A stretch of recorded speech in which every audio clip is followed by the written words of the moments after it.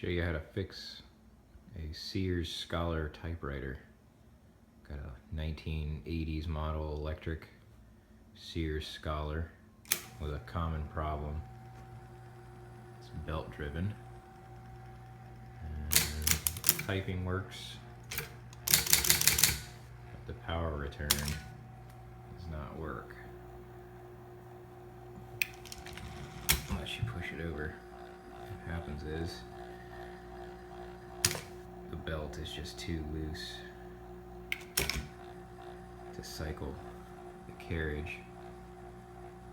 Phoenix Typewriter's done a good video on how to adjust the tension on the belt by moving the motor back, but this one is just too loose.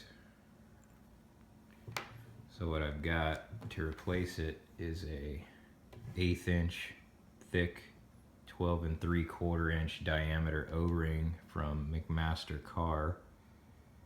Then I'll put the part number in the description.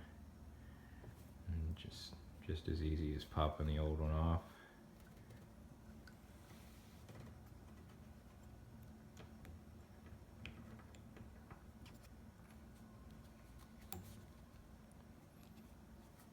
Putting the new one on.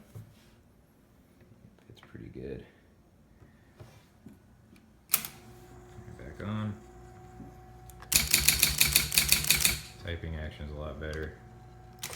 Full carriage return.